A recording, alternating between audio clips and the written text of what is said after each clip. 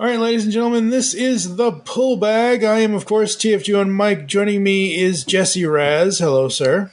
Hello. And we are here coming to you before this episode of the podcast because Jesse and I recorded the Psychopath and Sins of the Future. God, I forgot what the title was. It's confusing, and however you spin it, you'll find out. Yes, you'll find out. We are coming to you before these episodes of the Pull Bag because when we initially recorded these, it was before Jason David Frank passed away. So I didn't want to release these and not have a little buffer beforehand because I'm sure that the two of us mentioned him at some point in both of these episodes. And with him passing away, I think it was November. So it was like right before or after Thanksgiving, I think. I don't remember off the top of my head. And off the top of my head is pretty much, I don't know anymore. He passed away November 19th. 19th. That's, oh, God. Yeah. But regardless, so, we'll probably mention him a few times. I think it's in reference to, I talk about Soul of the Dragon. And so we just don't want you to listen and go, man, they're really kind of being blasé. They're not really, I wish they would be more reverent. These were recorded before his untimely passing. And so please note that if, anything that we say, we don't say anything disrespectful to him because we love the guy, but just note that if you're like, man, it's weird that they're not referencing that. It's not that we're glazing over it. It just hadn't happened and we didn't believe it would ever happen. And this is the world we live in now. So. Not this early anyway. I mean, the man was only 49 years old. Whew. And and if you want to hear us do a full tribute to both him and Kevin Conroy, you can listen to Geekcast Radio episode 309, where Steve, myself, and Jesse paid tribute to both of them. Now, on with the show, I guess. This is Jason David Frank, and you're listening to the Geekcast Radio Network. This is Daniel Southworth, and you're listening to From the Command Center. Thanks, guys. Katie, gladly. Ow! Come on. This one's mine. Type 4! Type 4!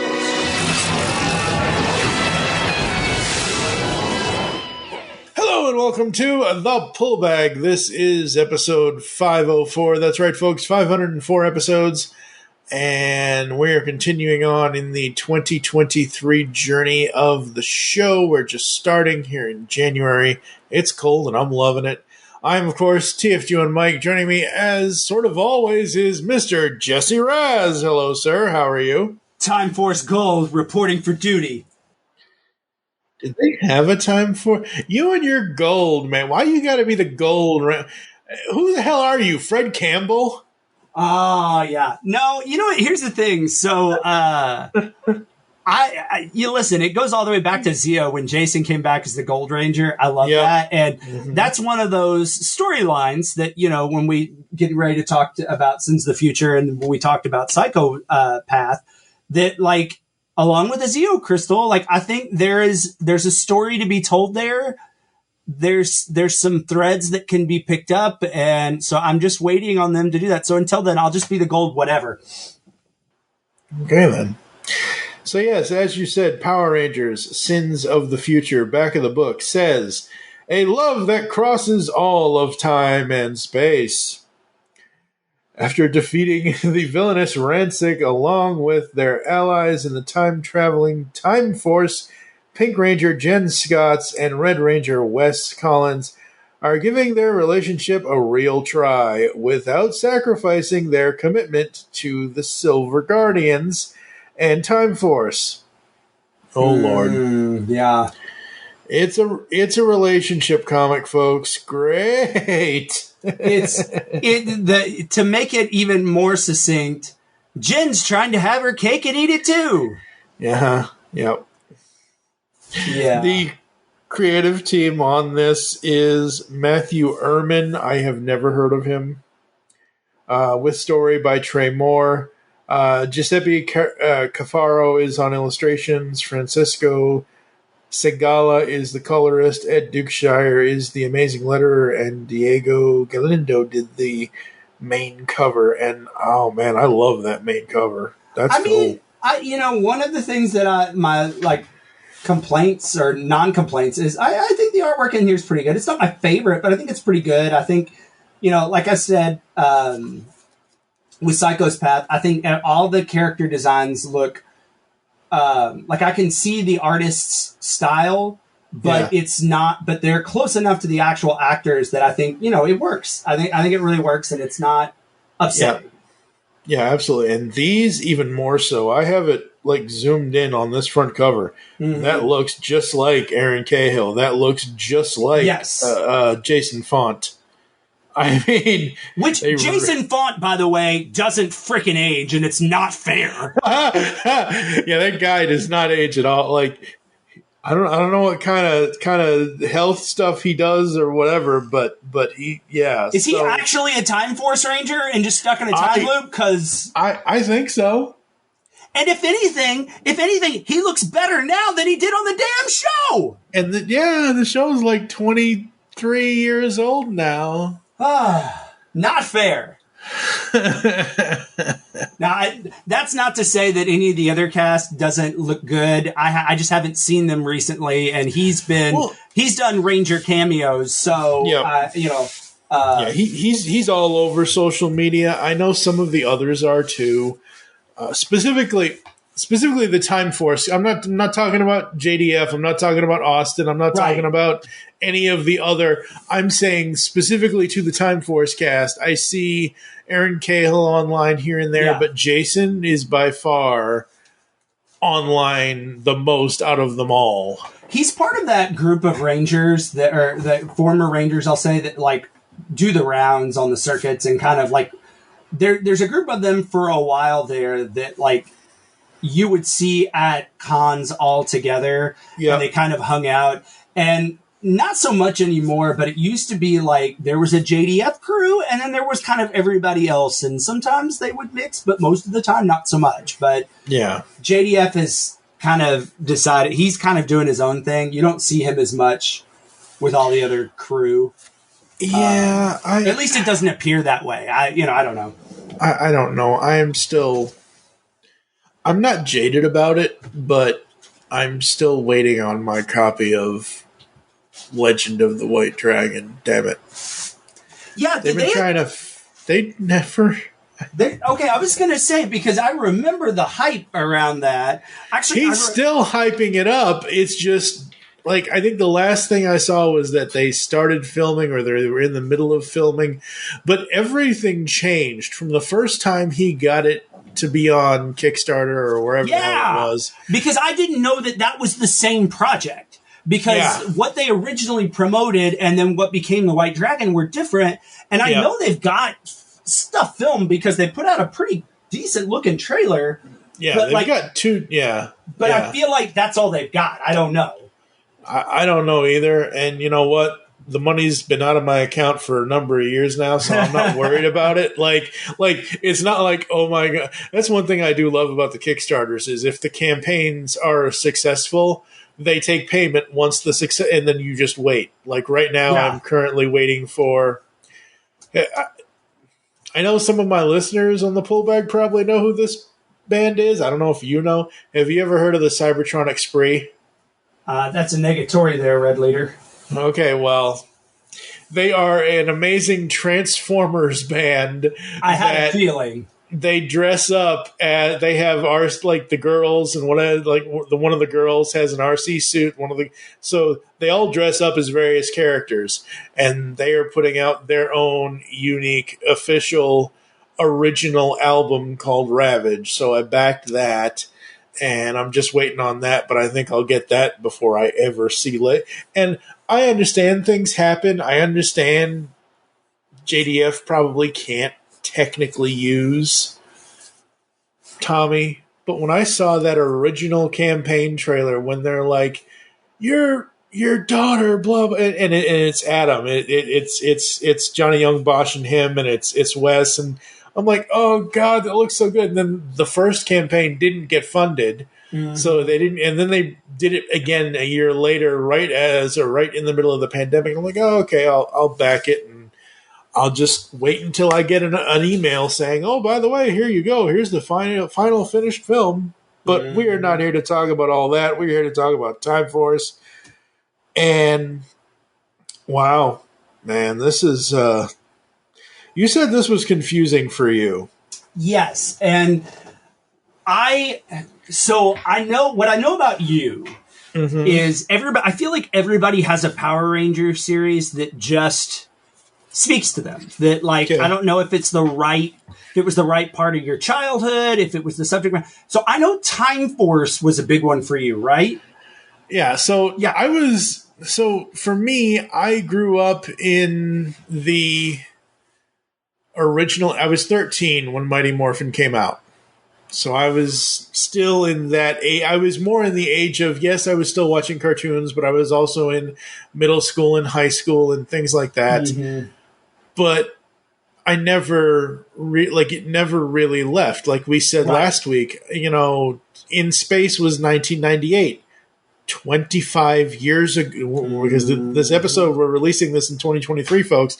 It's been 25 years since In Space. It's been over 20 years for Time Force.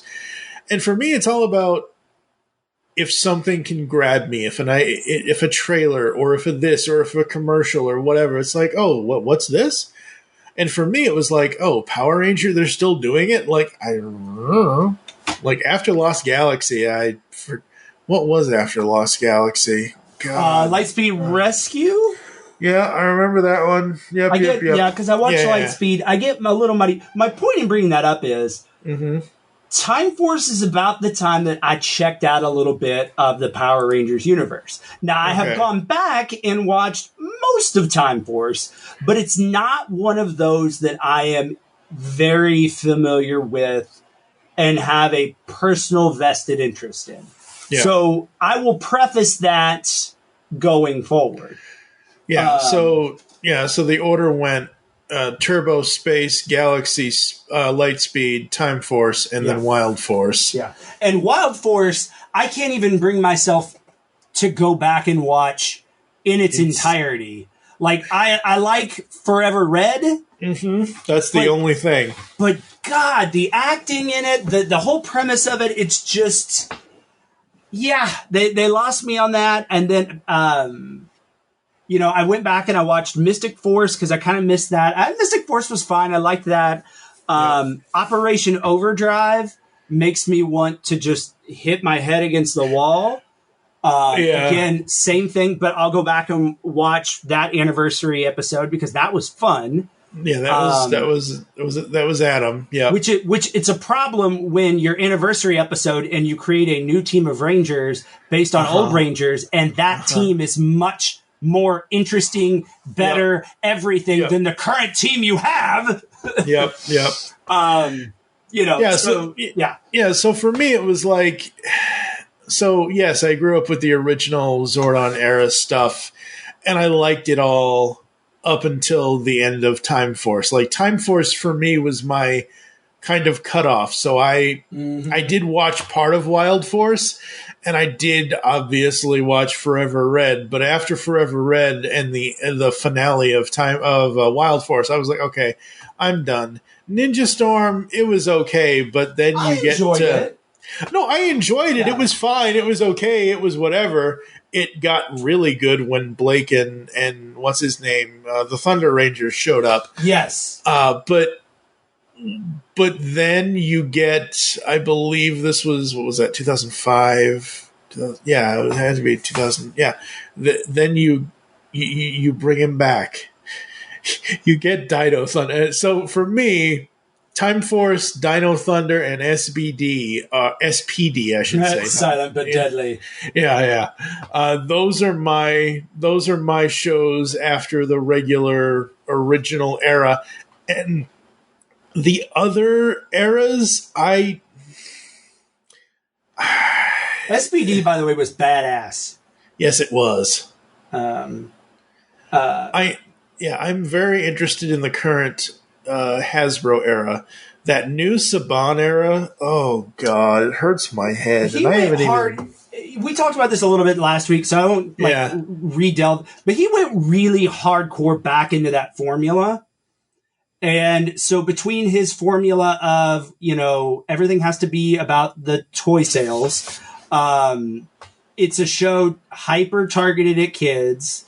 Mm-hmm. And it being a non-union show, there wasn't really a lot of room for fan service. And for whatever reason, Saban hated ninjas, which is why we had Ninja Steel, and there was no mention of ninja at all. Yeah. So that Neo Saban era kind of, there were some good things and back to basics kind of things, and then there were some other things that, Saban was a real stickler on that just didn't really help enhance the product. So, but anyway, I brought that up because I know you have a soft spot for Time Force. So I think where we are going to differ in our opinions is going to come from that right there. Yeah, I'm an old hat. You're kind of like it's kind of like how I explain to people the difference between Steve Megatron and myself when it comes to Star Trek. He's knee deep in the hoopla when it comes to Star Trek, and I'm like sitting on the edge of the universe with that stuff. Right.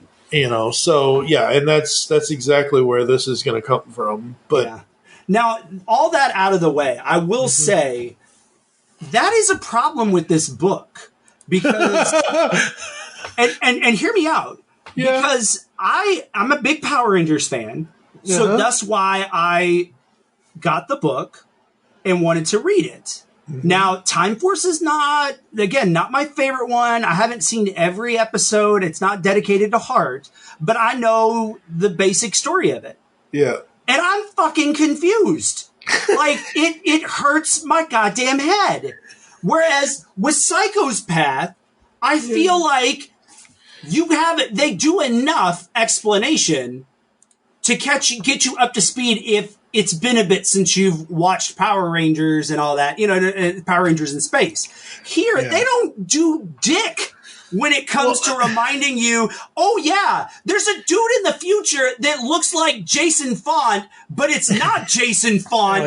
It's some Alex. Dude named fucking Alex. It took me 6 seconds to go, oh, yeah, that's right. That's who fucking Alex is. Okay. Yeah. I'm loving this episode. Of course you do. No, this is great because if you would have said anything to me like, help me out here, help me understand this, I could have pointed you to just the very first, all as you really needed to understand and not be lost is the very first maybe 2 or 3 episodes where they explain that Alex was Jen's husband or engaged to be married to or whatever. And then he supposedly dies, and then she goes back in time to 2001. Yeah. And then she spends from 2001 to, I assume, 2006 in that timeline, and you have Wes, who is basically an ancestor of future Alex and everything else and all this and all that. Yeah, because if I remember the show correctly, and I think I found it confusing on the show, is he dies, you go back. Obviously, they're the same actor because it's their relatives. Yep. The whole Marty McFly plays every single one of his relatives, and for some reason, they all have the hots for Leah Thompson kind of motif. But then, I got confused because he's supposed to be dead, but then you come back and he kind of is the bad guy a little bit. He's back and he's kind of dark. In the show or in the comic? In the show. In the show, no. So he didn't actually die. They faked his death, and he becomes the pilot of the Time Shadow. Yeah. So he is still doing Time Force. He hasn't gone evil. He is just, we need to keep my identity secret, even from Jen. She can't know I'm alive because she's going to want to come back to the year 3000. Because he's kind of a prick, right? Yeah, a little bit. Okay. But it just kind of threw me off because, again, going back to the fact that Power Rangers is a kid's show, usually when you show somebody in the dark and you have that sort of dramatic lighting on him, which they did quite a bit, at least initially, they're telling you, hey, kids, not a good guy. Usually that's kind of how Yeah. So I that's where my head's at with that. So anyway, let's get into it because I'm never going to get this time back again that I spent. So we kick off like sort of in the thick of things, and then we go back in time.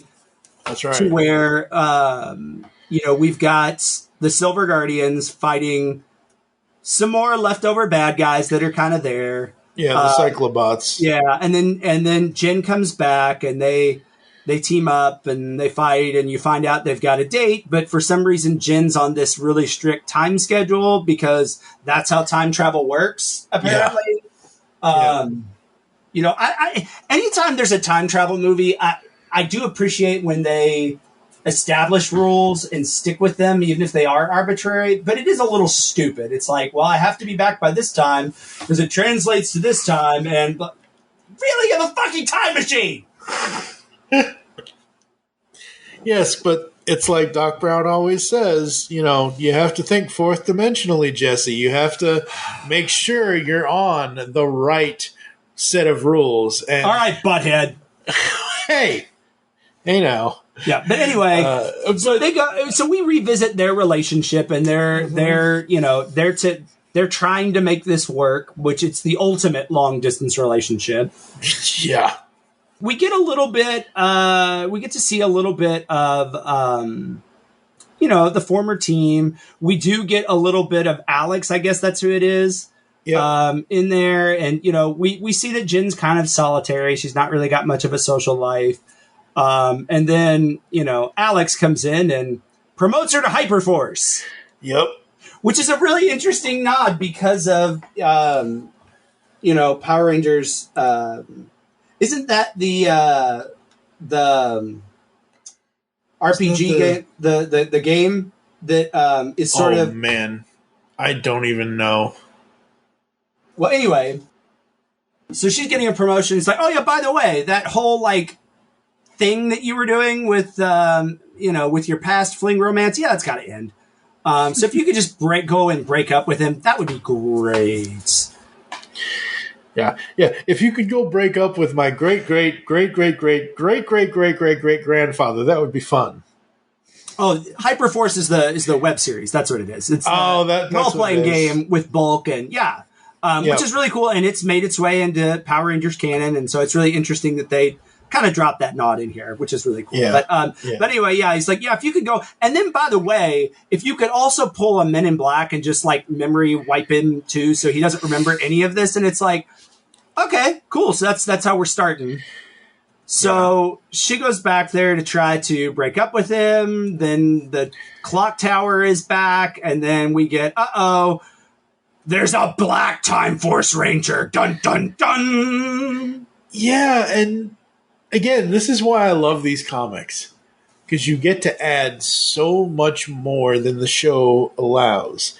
And Time Force, because it was time travel and they did rely on certain rules, it's a very linear, straightforward series. There might, if I don't remember every episode, but I remember most of the show was a fluid beginning, middle, and end in its entirety of its season. There may have been 1, 2, maybe 3 at the most episodes that were like, here's the Piranha's Head episode, or here's the dumbass football episode. Or it was pretty story driven. Yeah, no, I'll give you that.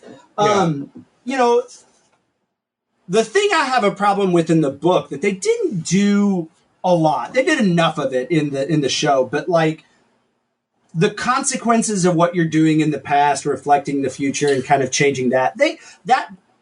Especially at the end, kind of became a thing. But it wasn't every episode. It's like, the fuck are you doing? Why did you kick that rock? Now that rock, you know what I'm saying? They didn't dwell on that, which you could easily do with a group of people from the future just hanging out in the past. But this book really kind of drives that shit home for some reason. Yep. And the new Time Force Black Ranger is Syra Drake. She is the sister of Alex. Okay, and I'm assuming we meet her in the TV show, because I did not remember her at all. No.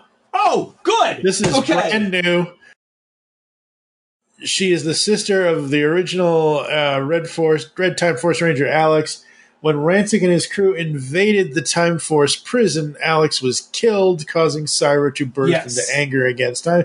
So, when Time Stream was changed, Alex came back to life. Syra realized her memories. So she seems to be, first appearance was Sins of the Future. Yeah, that's like a huge thing I have. Like, you go back and retcon this character who doesn't exist in the show. Yeah. But, like, we don't find her out until, like, midway through. Yeah. Just to introduce her as this Black Time Force Ranger. Like, it just... No! I would almost rather JDF be the fucking Black Time Force Ranger. Like, that would have made more sense! Stop it. So, anyway... I love... But I gotta say, though, I love her design. Oh, absolutely! Like that's a badass design. She had a Darksaber before anybody in Star Wars ever did. So like that's badass. But the other problem I have though with this is she like comes in, kicks ass. Yep. And then it's like, oh, they're dead. Yeah. Like no checking. Also, there's like 3 times where their visors are shattered in this. Yep. Like, how fragile are these fucking visors in these helmets? Like I get you're trying to illustrate that this was a badass beatdown, but come on. Yeah. So, she leaves them for dead because she assumes they're dead. She doesn't even like check on them because, so she, and of course, to add insult to injury, Wes is basically bleeding out here. And she's like, yeah, by the way, I'm done with this shit. We've got to break up. I got to go figure this out. Die, don't die, whatever. I'm over it. Like, I don't have to keep you alive. And if I don't keep you alive and you die, then obviously Alex will never be born. And we won't have to worry about any of this continuity crap. I don't know who got a worse breakup. Tommy? Or us? So anyway, she tries to go back to the future, and a la, Back to the Future, she goes back, and it's a different future. So she goes to see her friends. Friends aren't there. Well, her friends are there, but they're like, who the hell are you? They're treating her like she's the enemy. They kick her ass. Again, she's unmorphed, kicks the blue Time Force Ranger, and breaks his fucking visor. How fragile are these suits? Yeah, these suits are not. Well, and so this I don't know if this was a continuity error or a story error or what this was, but so again, she's facing off with them unmorphed. So my sense is she doesn't want to hurt them, so that's why she's doing it. But then we get this panel where it says Jen Scott's unmorphed with your hands up. She's not morphed. Yeah. I think that's just. I've noticed. Yeah, I've noticed things in comics sometimes, and it's like. Yeah, that's not. Yeah. She's not morphed at all. Yeah, so we've got that. But anyway, the fight sequences are fairly good. But then, for no apparent reason, Nadira comes back, and totally pulls a Jen Scott's "Come with me if you want to live," kind of moment. Yeah. Takes her to her little hidey hole. Yeah. And then starts dropping some exposition around, because she's from the future. Yep. She's a time professor now. I don't know what she went to Time Community College. She got a degree. Yeah, she bettered herself. Yeah. But I like that. Okay, so one of the things I like about this, and I like about the overall Time Force continuity, is that even though it's confusing as hell at times. What? Yeah, so she's. Yeah, the Time Force, like the whole thing of it is, you have to just be careful with it, and yeah. So, but what I was going to say was, I like that Nadira isn't on. isn't back on an evil path. I like that they're going from the continuity of the show where she was kind of reformed, Rancic was kind of reformed, kind of thing, and it's just, I don't have a fault with that, like, per se, you know, like, I think that is a good use of the story, like, and that is a very natural, that's where we left this character, they were on this path, they stayed on this path. I don't have a problem with that. I know I joke that, you know, she went back to time community college, she got a degree, she bettered herself, good for her, you know, but it's just... Then we cut back to the present, and the Black Time Force Ranger apparently realizes, I didn't kill him, so I got to go back and do it now. And you know, they have this fight, which I like the blue effect, by the way, that they put on. So it's not just jet black; it is kind of shiny. So I do like that. And so they go back, and then basically, Wes writes an email to the future. Yeah. It's like, hey, by the way, the black came back and I died. So go enjoy your life. Yeah, exactly. And email again, to the future. Huh? Email to the future. I mean, that's like right up there with Doc Brown sending a Western Union telegraph. You know, pretty much. Yeah, that's absolutely. You know, the only thing missing from that sequence is Jen Scotts. Yep. We've been having a bet as to see if you'd be here or not. Yes. So anyway, so we get. We've had this bet going for 2,000 years at this point. What is it? It's Wes. He's dead. I mean, he's still back in his time, and he's dead. Yep. You know. Yep. So anyway, we still don't know what the fuck is going on, and so, you know, Nadira has a little bit of an insight. Mm-hmm. So they decide to work together. They team up. They go to Time Force headquarters in the fake present. You know, that kind of thing, and they sneak in. We get some flashbacks, I guess. Yeah. You know, I is this supposed to be like her and Alex or her and Wes? I'm confused. Let me see here. Where she's like, I remember everything. Wait, this isn't right. This isn't the moment. Here, we were fighting for real happiness, real joy. I can't lose these moments too. Because obviously it sounds like her brain. I guess this would be... should be her and Wes, I think. I guess, but are these Jen's memories though? Because I don't know. Because it's in gray, so I'm kind of wondering if that's not the black, Black Power Time Force Black. So is that out? See, this again. This is where like my frustration lies. This is why it's confusing. So we run into Rancic, but no, it's a time blip. We run into Spurt. It's time blip. Yep. We get more exposition from Nadira. Yep. You know, we go forth. We got a saber-toothed tiger. It's time blip. You know, more or less of these. They're trying to break into the, you know, they're trying to get into the secret place where all the secrets are kept and blah, blah, blah. And, you know, they get in there. Eventually, though, don't they? Is that real Rancic that they run into, or again? Yeah, this is where it gets. It was a little harder to follow for me.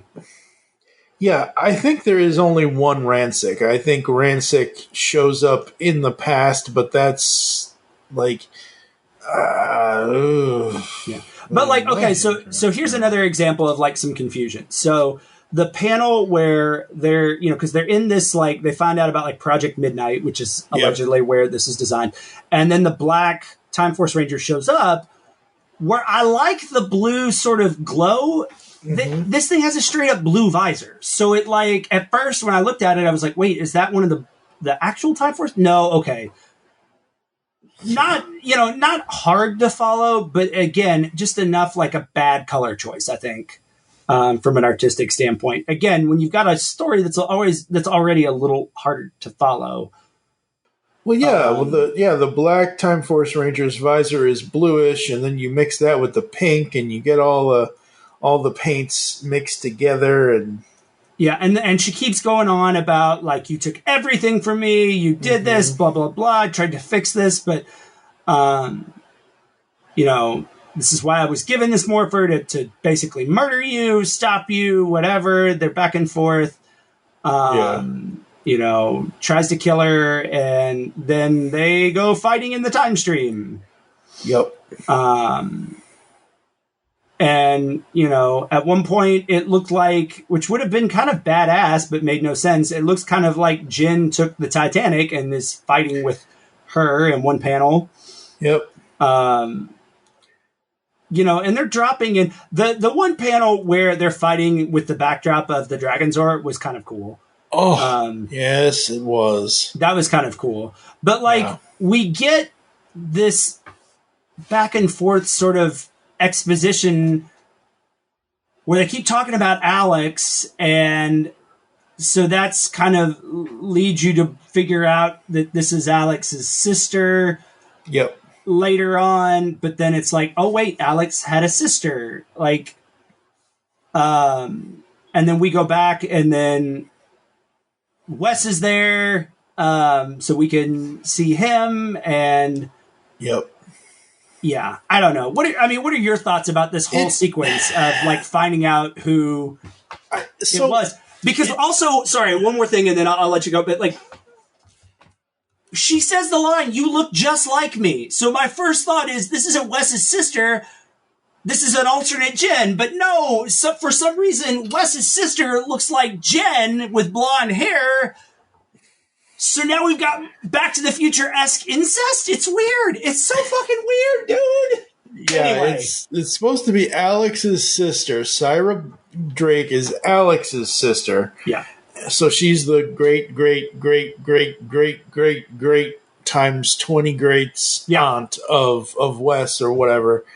And I gotta say, even though I mentioned the colors a minute ago, like about the blue visor and the pink and the whatever, like that upside down pose battle where it kind of looks like Jen and Syra are in some sort of weird Power Rangers porn. Yes. Jen looks like she's about to grab her butt. Yeah. Kind of thing. I am loving this whole time distortion stuff on the next couple of pages. Like you mentioned, the Dragonzord. I'm like, hey, hi, buddy, let's go. Get in the fight. Why are you just standing there? Yeah. But and it's nice, and this is a little bit of a tangent, but it kind of, I thought it was a nice touch because, in Time Force, they had the Q-Rex.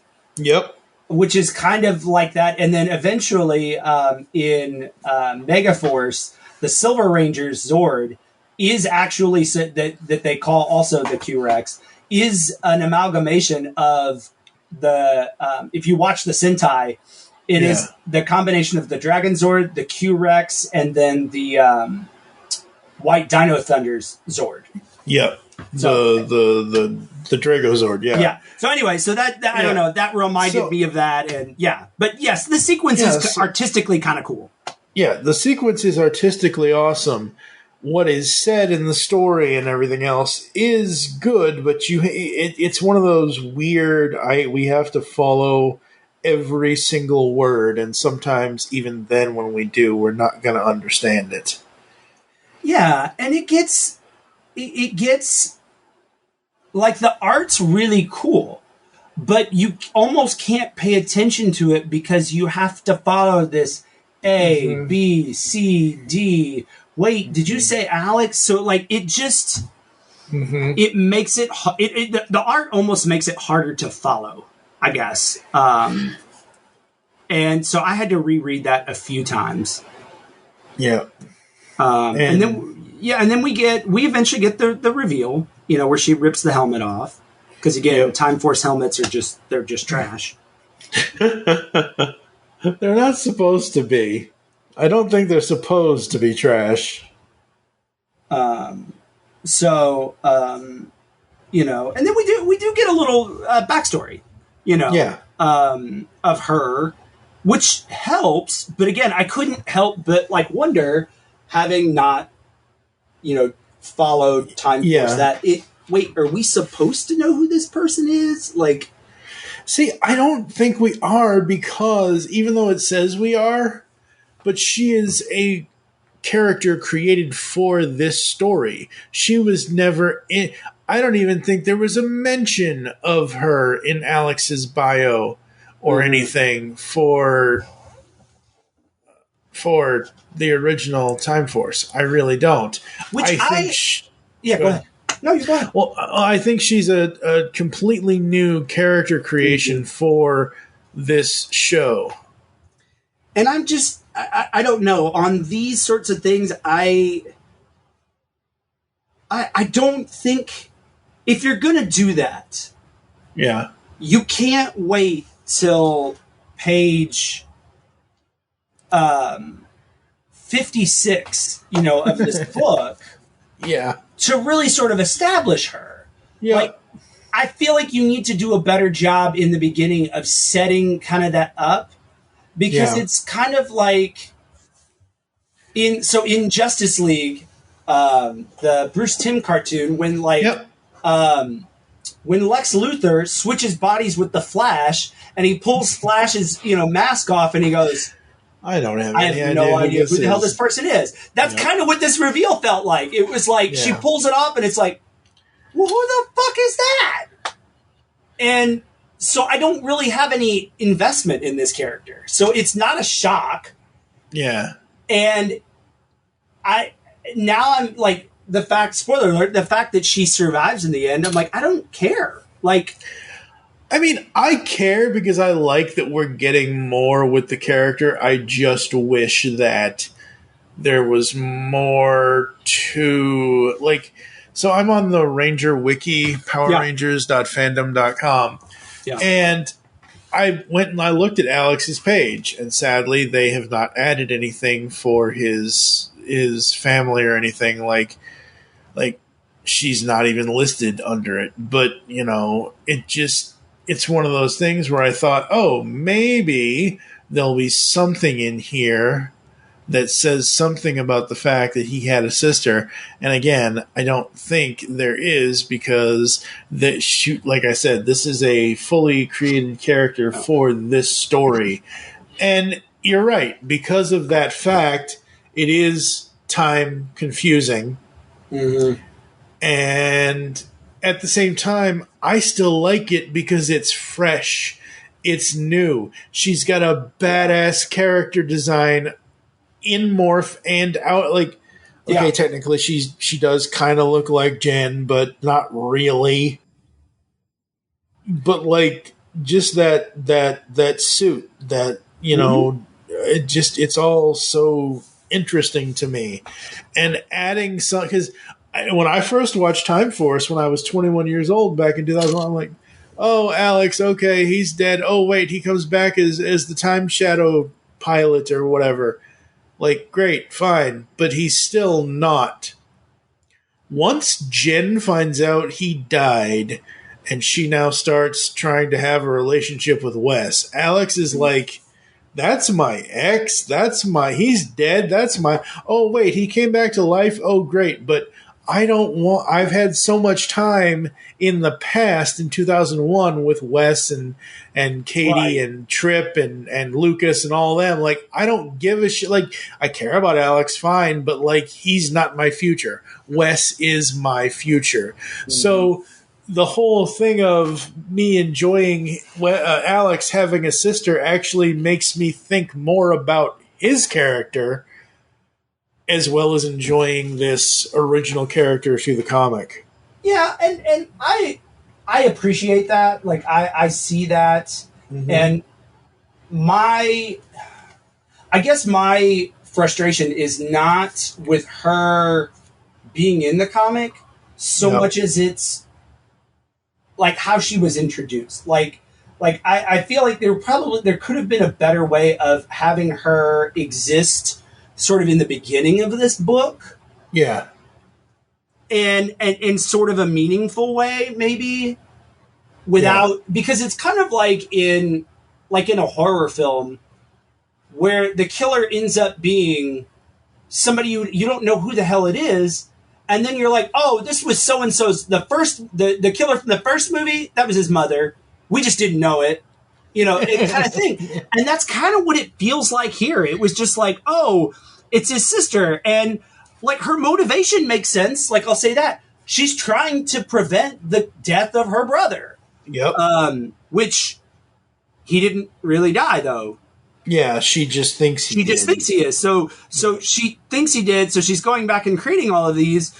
And then, of course, Jin sort of like, they make friends in true Power Rangers fashion, and they got to figure out, okay, let's figure out what the hell's causing this. So they team up, which again is kind of confusing.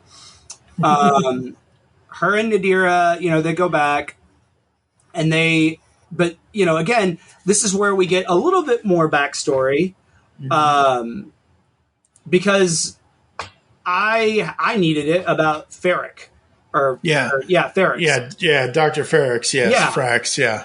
Which and that because again, it's been a bit, so we get a little bit of that. So I appreciate that. But then we go down this weird rabbit hole of Jin murdered Wes, all of this stuff, because they're still in the past. Yeah. And Alpha's around. Somehow he's in there. And then, we go and we call for help. We call Rancic for help. Yeah, because Director Rancic is the reformed Rancic. Yeah, and he's director of Time Force, right? Yep. Okay. Yep.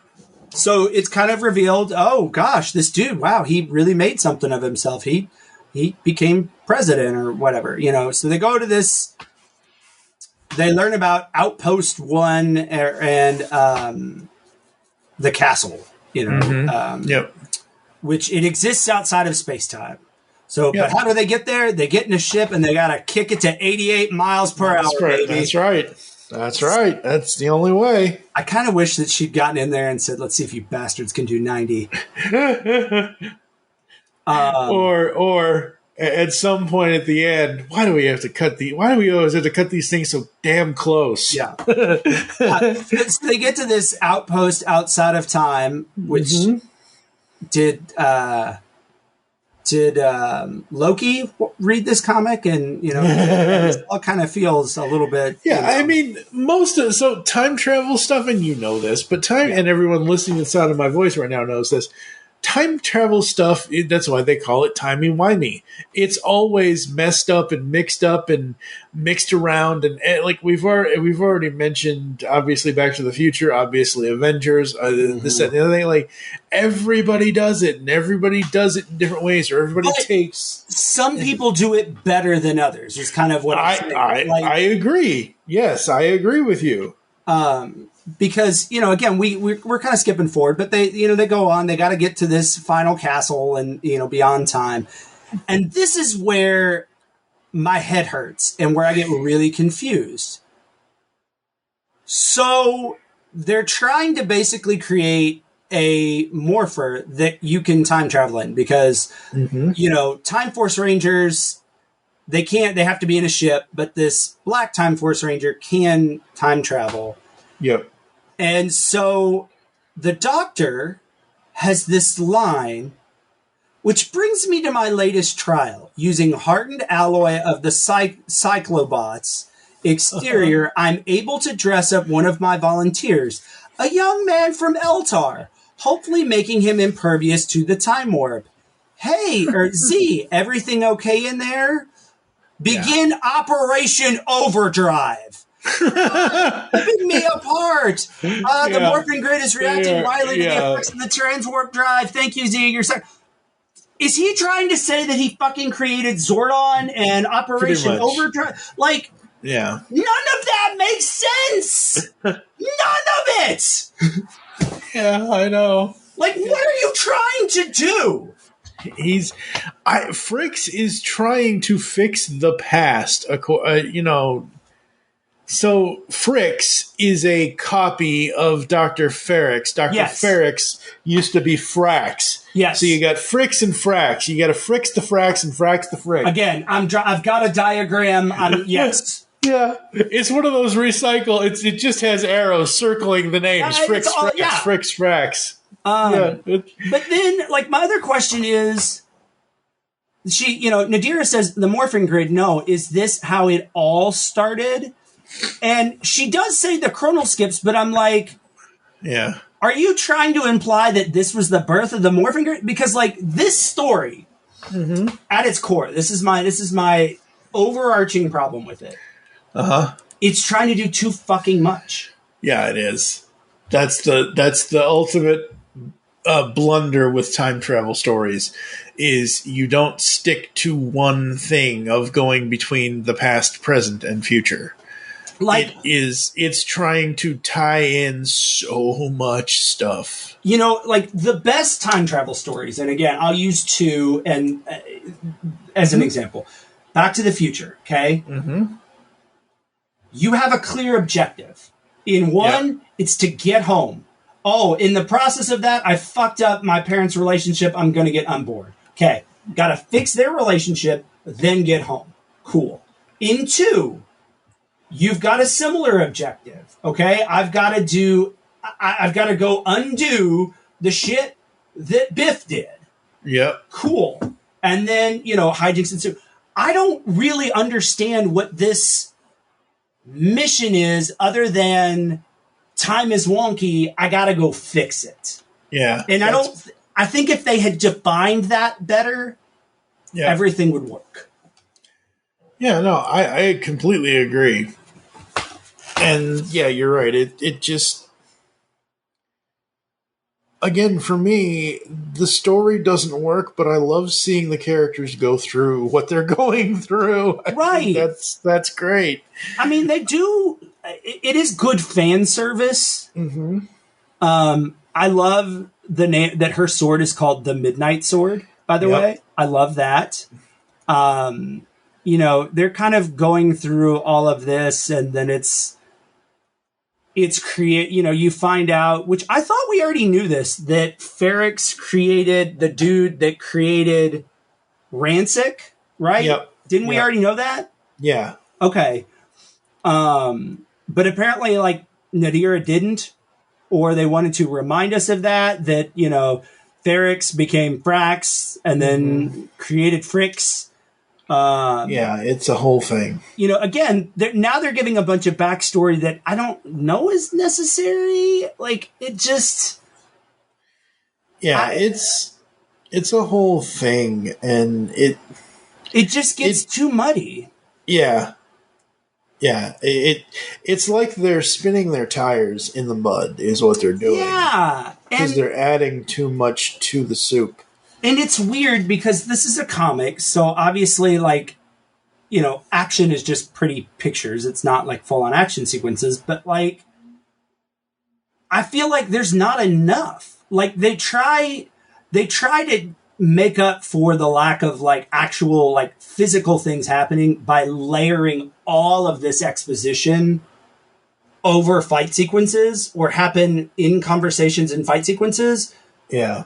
But it just becomes more confusing when you sort of break it down that way. And so it's just like, again, there's too much because now Fricks kills or throws the Black Ranger back in the past, and but then she's got to go back and kill Fricks, and then she realizes, oh, it's a paradox. When she got thrown back, she dropped her morpher. Oh, all I got to do is go back and tell her, hey, hold on to this. You're going to need it in about 20 years. Get that bulletproof vest because you're going to piss off a bunch of Libyans. Boom, it's fixed. Yep. Yeah, absolutely. And then, we wrap it up with an older, Syra coming back. She came to terms with her brother's death, which, again, didn't really happen, right? Because this makes it seem like it did and it was permanent. So, like, again, though, like, now we've changed things that we knew and... Yeah. I don't drink, folks, and I feel like I need a shot of Jack Daniels or something, because... So... Yeah, is this an alternate timeline that she's from, but then now she can't get back to because Jen smashes the morpher? Yeah, so that's what it is. So what it is that, because I was looking on the wiki about this, about the Rancic part of the whole thing with Rancic and Nadira. Yeah. These are the Hyperforce versions of them. They are not the original Time Force versions of them. So this is with Rancic and Nadira. So this is different versions of them. And then at the end of this, and I'm gonna skip to the end really quickly here. She says to Wes in Outpost 1, "You're not going to remember this because we destroyed all the other timelines, or we destroyed all the other multiverses, or we did, we converged the crisis or whatever." So my thinking is that Syra is Alex's sister from a supposed another, but it's all confusing. So I think she's from a separate universe, that she had a brother named Alex who looked just like Wes, who was a Time Force officer, who had something to do with the Jen Scotts that we never see. So the Jen that's in this is our Jen from the original show, except the Jen that Syra is talking about is somebody else from her own timeline, I guess. That's the only way that it makes sense to me, is if you're right, because I'm pretty sure Alex didn't. God, now I gotta go look. Yeah, but so okay. Mm-hmm. So all that being said, again, it hurts my head. Mm-hmm. So here's another problem. So yeah, because she smashes the morpher and Syra disappears. We don't know what happens to her. Yep. Sometime later, in the past or in the future, Wes and Jen have a date. Outpost 1. Yeah, they are in Outpost 1, so they are outside of time. Right, completely. right. And I get that. I get that too. So they get to talking and,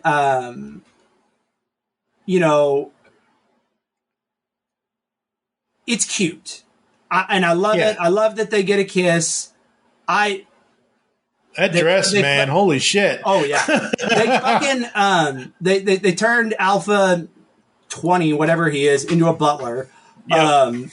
And I thought, so he says, I, these plates are hot, I think. I thought it said, I, these plot holes. So anyway, so we go through this whole sequence. It's pretty, they talk about how, this can be a base for them, whatever, because it doesn't exist. Nothing we do here really has any effect. Yeah. The end. Yep. Okay. Here's my problem with this ending. Okay. And so we start in the exact same place that we end. And that is, there is an inherent problem with this relationship that we all as fans want to work. We want Jen and Wes to figure out how to make it work with him in the past and her in the future. Yep. That's where we start. We end exactly where we're at. No solution to that. Other than now they can just meet and hook up in this place that doesn't exist in space-time, but they can't really have a life together because you can't live there. And so it's like, we started with a problem, we went on a journey, we found out about a problem, solved that problem, but we never really addressed the original fucking elephant in the room, so we're right back to where we started. Sorry we wasted your time. So I think that they are just going to live out their lives in the outpost, and they're just going to be stranded in space at the outpost. They're not going to go anywhere. They're not going to go to the... I don't know. But they can't do that. Because here's the headache of time travel. While nothing they do there has an effect. So... let's say if she murders Wes, it doesn't necessarily have an effect. Yeah. But when they leave there, by them not being in their correct space-time and hanging out outside of space-time, right. If they never return, doesn't that fuck shit up? Technically. So like really they can't indefinitely live there without causing some problems unless there's like some sort of time doppelganger. Which again, if they wanted to say that, that's a decision, but they just never answered the fundamental question that as a fan of that series, you have, is do they stay together and how do they make it work? That was the cliffhanger of that show. Yeah. That's the question that they're kind of setting out to answer, and they don't fucking answer. Yep. And to my knowledge, there aren't going to be any more Time Force specific stories. Good. In the comics. Like I said, my main takeaway from this is that they kind of sort of get an unresolved happy ending, and I just love Alex's sister. Like, she is awesome. Like, the design, the characterization, all that. So good, so good. All right. Again, better ways, I think, to introduce her. I think the storyline, because of when they introduced her, was really hard to follow, and they weigh heavily on if she's from the Hyperforce timeline, which I don't know much about that series, and that game, then this book relies heavily on your knowledge, your Time Force knowledge of the show, and the knowledge of Hyperforce to really make this satisfying. And I don't think that's a smart way to write a book. Like, there's ways of giving fan service and nods to fans that are really invested, but not leaving out those of us that may not have been. Yeah. So, and then again, though, I think they copped out in the end, because the answer that the thread that's, to borrow from, when we talked about Psycho's path. Yeah. That was a question that we had that was left unanswered. It was, what happened to the Psycho Rangers? We get that. Yep.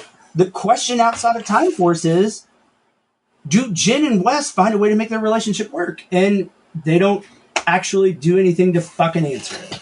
Nope, they don't. So, letdown. Anyway. Huge letdown.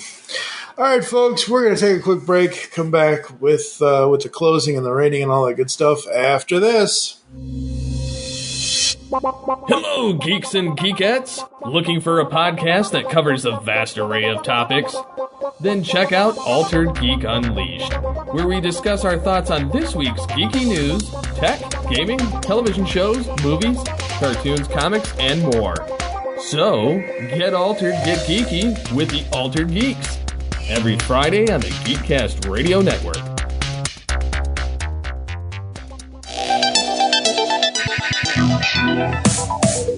Like science fiction? Of course you do, or you wouldn't be listening to the Geekcast Radio Network. Well, the Marku 42's Universe podcast is an award-winning sci-fi radio show that's been around for over 10 years. We cover everything from Doctor Who to the MCU to pop culture and everything in between. A new show drops on Tuesday mornings on the GCRN website and all of the major podcast platforms. So listen to the Marku 42's Universe podcast from the universe and beyond. Do you know John Hyatt songs? Maybe you know them from being covered by Roseanne Cash, Three Dog Night, the Neville Brothers, Emmylou Harris, Eric Clapton, B.B. King, Jeff Healey, Bonnie Raitt, or literally hundreds of others. Maybe you have some of his albums on your shelf, or in your cow-horned Cadillac right now. I'm Jesse Jackson. And I'm Sylvan Groff. And we're going to dive in from A to Z. Join us on the Perfectly Good Podcast. We're going to discuss all of your favorites and uncover some forgotten gems, from Aces Up Your Sleeve to Zero House. Rate and debate every John Hyatt song on the Perfectly Good Podcast. Have a little faith. Hi, I'm Dan, and I'm the host of the Rock Nerd Radio Show, which airs live on HudsonRiverRadio.com every Wednesday evening at 8:30 p.m. Eastern Standard Time. It also gets backed up as a podcast which you can find on your preferred podcasting platform. Every week on my show, I talk about all kinds of pop culture. I talk about music, I talk about movies, TV, comics, collectibles, and so much more. I also feature a guest on my show periodically, which you might enjoy. I have a couple of special segments on my show, one called the Cover Song of the Week and My Favorite Thing in the World This Week. If you think this sounds cool, check it out sometime. I hope you do. Oh, hey, I got something. Since 2009, we have been the premier cartoon podcast here at the Geekcast Radio Network. We are Tooncast, from taking you beyond the cartoons we grew up with to seasonal saucy toon talk, and now we get the origins of toonsters everywhere as we ask guests 30 questions about their cartoon watching experiences, plus so much more. Tooncast is back. Join me, TFG and Mike, and the rest of the GCRN crew as we give you all the toon talk you will ever need, only on the GCRN, and wherever you consume your podcasts. We are beyond good, beyond evil, beyond your wildest imagination. We are all tunes all the time here on Tooncast. Yeah. On the Simplistic Reviews podcast, we talk movies. We talk TV. We talk. Hello, Julie, what the heck are you doing? Trying to make our spots sound more exciting by adding explosions. Yeah, I'm pretty sure you could have got the point across with sound effects, not the real thing. Download this show on iTunes or at simplisticreviews.blogspot.com. I'm sure your insurance company will cover that. No, they won't. No, they probably won't. Hey, welcome to the Last Comic Shop Podcast, a comic book podcast that actually talks about comics. Yep, each week we open the shop up and read and discuss a comic. Sometimes we pair that up with comic book movies or TV shows. Or not. Lots of times it's just comic books and sound effects. Oh, yes, definitely lots of sound effects. So tune in on all the major podcasting platforms for the Last Comic Shop Podcast, or check out our library of evergreen shows at www.lastcomicshoppodcast.com. All right, we are back here on episode 504 of The Pull Bag. I have no idea what's coming up next, folks, but Sins of the Future, 0 to 5, what are you going to give it? You know what? I'm going to be generous and give it a 2. The artwork is nice. Like I think aesthetically, I think it's good. I have a lot of story issues with it. I think there are moments that do serve the fandom a little bit. Yeah. But I think ultimately it fails to do what I think these self-contained stories are designed to do, and that is let us revisit, answer something that the show didn't, and enjoy living in that world again. And we didn't even really get that much time in Silver Hills. We didn't get that much time in the actual future. So we didn't even really get to live in that world much. So yeah, it was all about the time jumps is what it was. Yeah. So, 2. Yeah, for me, I'll give it a 2.5. I want to give it a 3, but I'll give it a 2.5 because I really dug, like I already said, Syra and her character, and I hope if there is more Time Force stuff, I don't think there's going to be. I would like to see more stories with her. Just with her, I don't want to. I think the Black Time Force Ranger, being able to go and time travel, that's a cool fucking idea. Yeah. I had this little tangent, but I've always had this kind of idea for a fan fiction of something happening, and the Gold Ranger, whether that be Trey of Triforia or somebody else, right? There's a new monster, something, and he ends up having to take an experimental Time Force morpher and combine that with his golden power staff, and that kind of allows him to become a little bit of what the Black Time Force Ranger does. Yeah. I've always thought that might be a cool concept, and so this kind of does a little bit of that, but we don't really get to see. I mean, it's almost like the Black Flash. It's almost like an amalgam, almost for the Grim Reaper. Which even not to spoil it, but there is a Death Ranger being introduced in new continuity. So that could be something. But how did you feel? I haven't really given you a lot of time to talk about, like, this was kind of your series. Like, it kind of hit you. So do you feel disappointed by this? I know there's things you liked about it, but how did you feel after you read this? After I read it, I felt okay, but I still had that nagging question in the back of my mind, like we've already talked about, well, how does that work? Do they just stay there? How do they get food? How does this happen? How does that happen?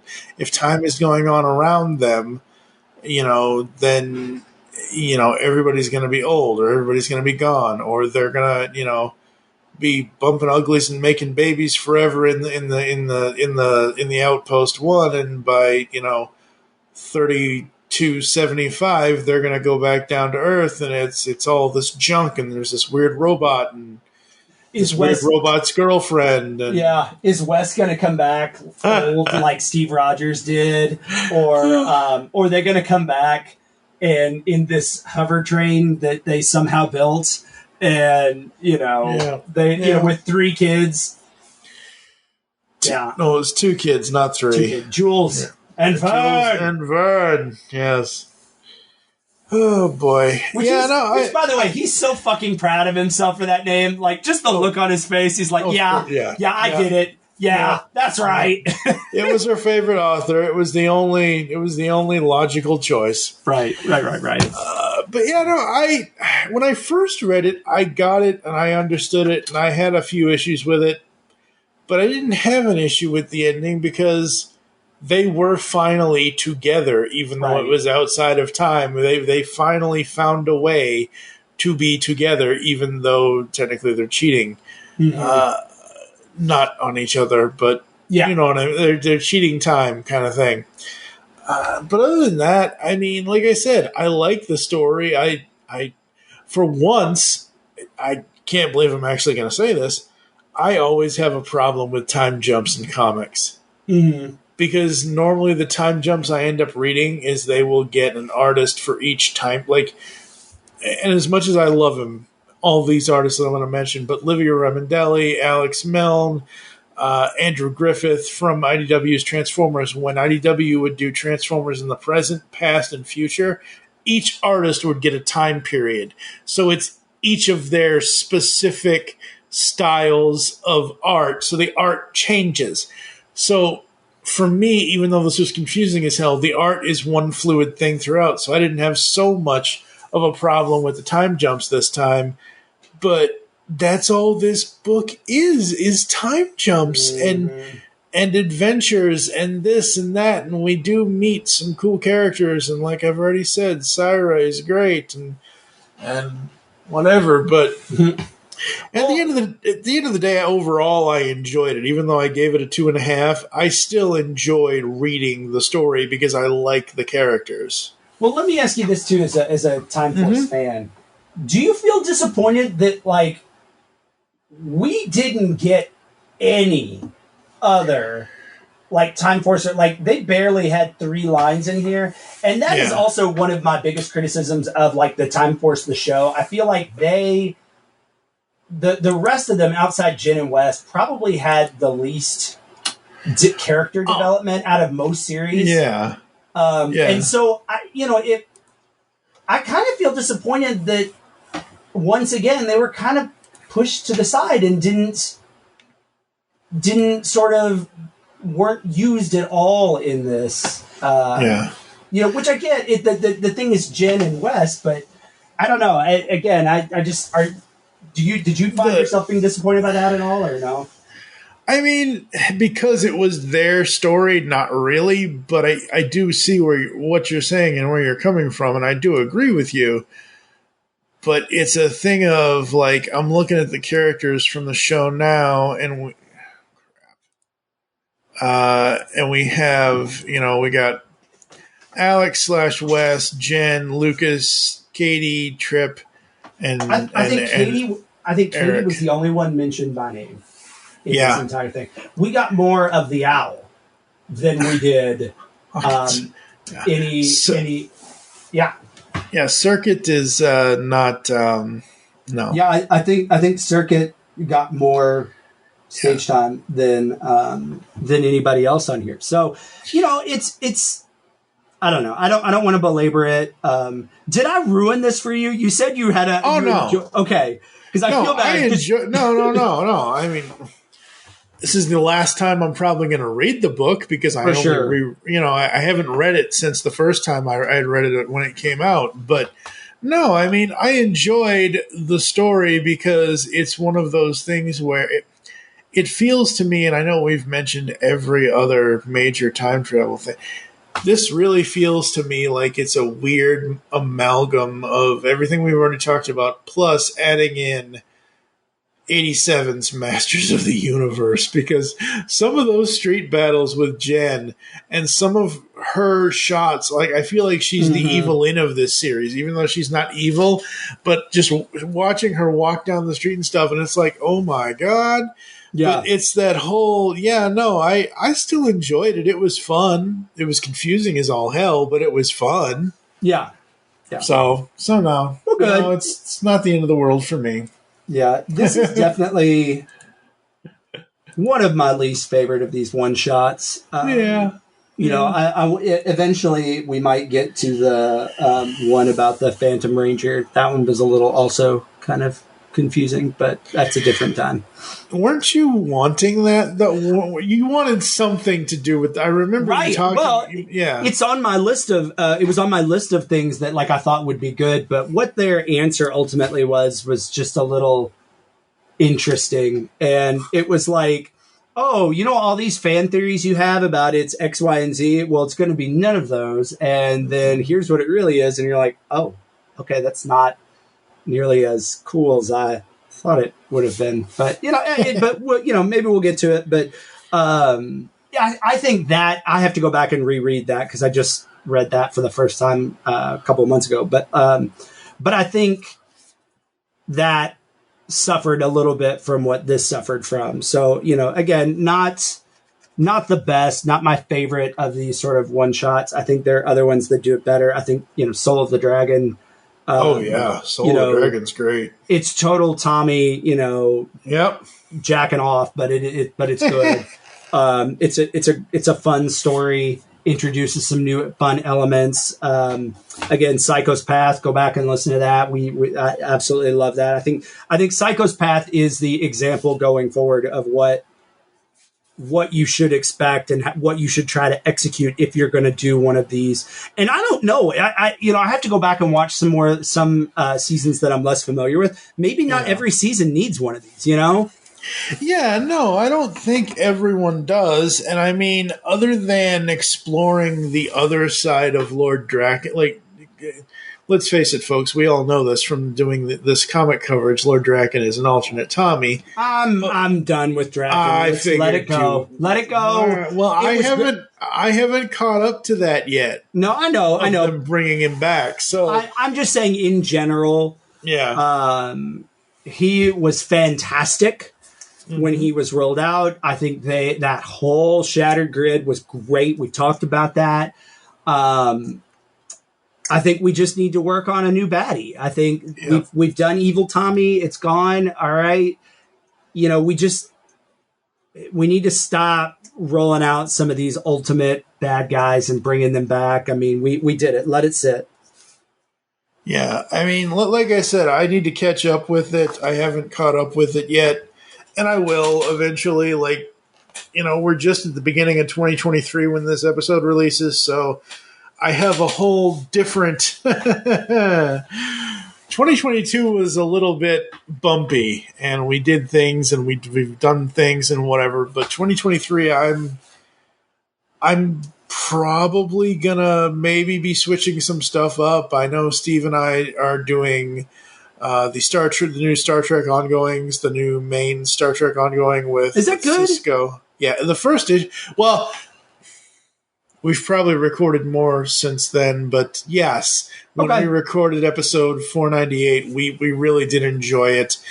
I'll have to go back and give you guys a list on that one, because I saw that was coming out, and I was like, I need to.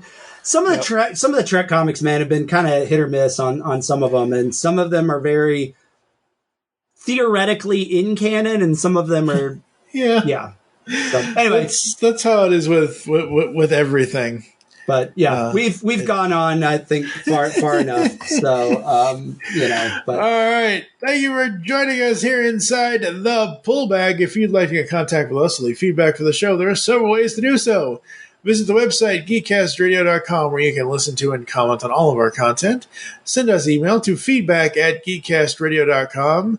Here are all the ways you can listen to us nowadays. Apple and Google Podcasts. Leave us reviews, please. Spotify and any other podcatching client you choose to use. Follow us on Twitter. Geekcast Radio is for the show, the network. At the Pullbag is for the show. I am at TFG and Mike. What is your Twitter? I'm at Jesse Rass, 1S at the end. Also on Instagram, too. I'm probably over there more than I am Twitter these days. Thanks, Elon. Oh, come on. It isn't that much more of a dumpster fire yet. Keyword there is yet. Yeah. We're getting there. We're getting there. Become a fan on Facebook. Go to facebook.com/Geekcast Radio Network. You can also check out the Pullbag over there as well. Like I said before, folks, no clue what's coming up next. No idea. It's January. I'm still coming off of holiday times and whatever else, and I don't know. So for now, I am TFG and Mike with Jesse, the Golden Time Force Ranger. Alrighty then. As always, make your greatest game of the comics, and we will catch you next time. How the fuck am I supposed to follow that up? Oh, God. You and your gold force. Beat that, you little trout sniffer. I'll give you a little trout sniffer, you young whippersnapper. Get off my lawn. That's not helping. You've just heard the latest episode of The Pullbag, the GCRN's first comic review and discussion podcast. There are several ways to get in touch with us and leave feedback for the show. You can visit the website, geekcastradio.com, where you can comment on the episode and all of our different podcasts. You can rate and leave a review for the show on iTunes. Be sure to leave us feedback. Become a fan of us on Facebook, facebook.com/thepullbag.